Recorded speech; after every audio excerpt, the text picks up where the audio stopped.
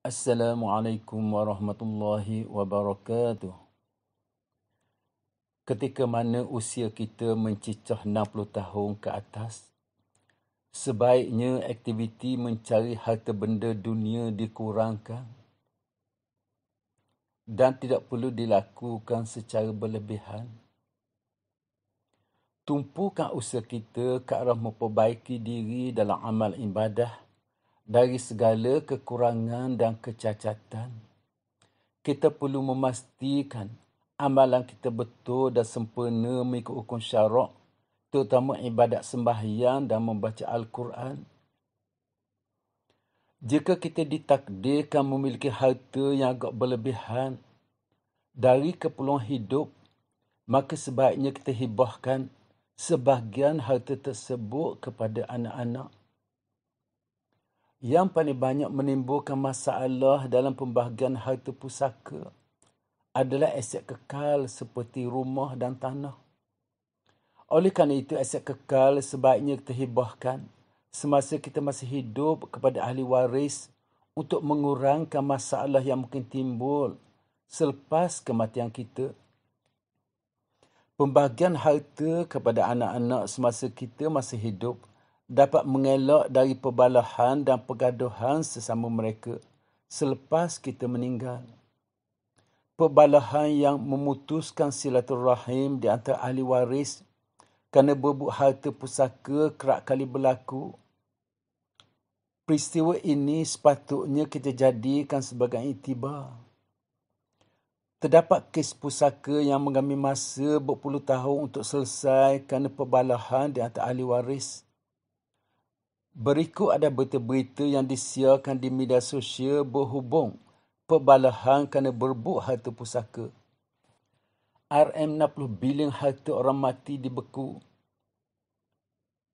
Batu api, waris jahil, punca perebutan pusaka.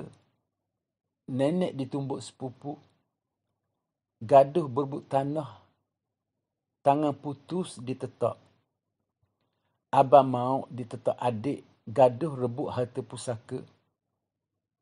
3 anak derhaka buang wanita uzur. Berebut harta di kubur ibu. Sifat tamak kepada harta dunia menjadi punca kepada perebutan harta pusaka dan menimbulkan perbalahan dan permusuhan di antara ahli waris. Sepatutnya kita anggaplah harta pusaka hanya sebagai bonus. Dapat kita bersyukur, tak dapat kita redha. Jangan sampai kita bergaduh sesama ahli waris hanya kerana berebut harta pusaka. Manusia sangat tamak dan rakus terhadap harta.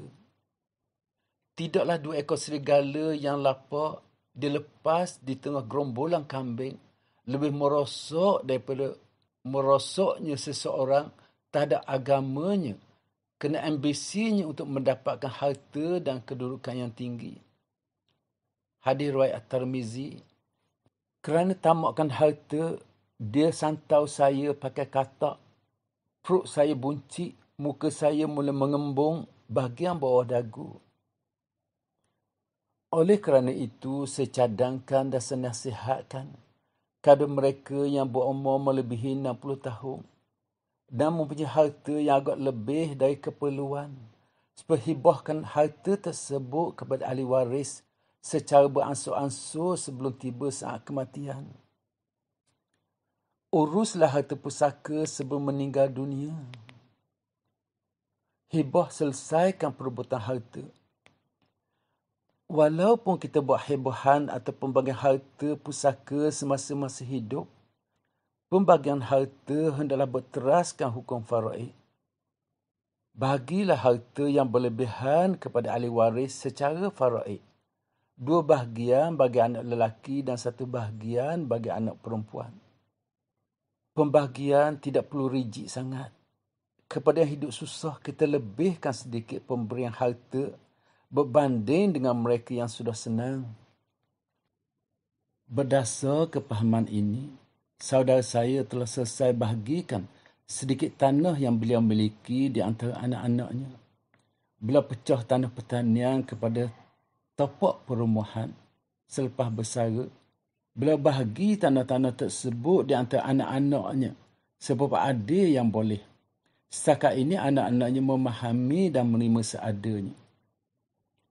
Sebelum membuat pembahagian harta, berbincanglah dengan anak-anak terlebih dahulu. Kita wajib mendengar pandangan mereka. Walau bagaimanapun, kita yang membuat keputusannya. Jika anak-anak kurang jelas, terangkan dan perjelaskan kepada mereka. Anak-anak yang baik biasanya tidak akan mempersoalkan perkara berkaitan pembagian harta. Anak-anak juga pada asalnya tidak boleh dan tidak berhak untuk persoalkan kerana kita membahagi harta tersebut semasa kita masih hidup. Mereka boleh menganggap semua itu sebagai bonus untuk mereka.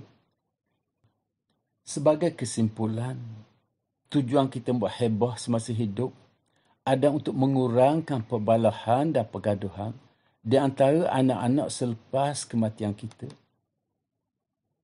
Semoga pemberian kita kepada anak-anak ini dikira sebagai sedekah jariah sehingga kita akan mendapat pahala yang berpanjangan. Janganlah kita sayangkan harta benda melebihi dari kita sayangkan anak-anak. Lebih baik kita hilang harta benda daripada membiarkan anak-anak berselisih, bergaduh, putus silaturahim dan masuk mahkamah hanya kerana bubuk harta pusaka yang kita tinggalkan. Biarlah harta benda itu hilang, asalkan hubungan di antara anak-anak dapat dipertahankan. Jika kita bimbang dengan pembahagian tersebut, buatlah surat perjanjian, tapi jangan melampau. Kita hanya bagi aset kekal seperti rumah dan tanah.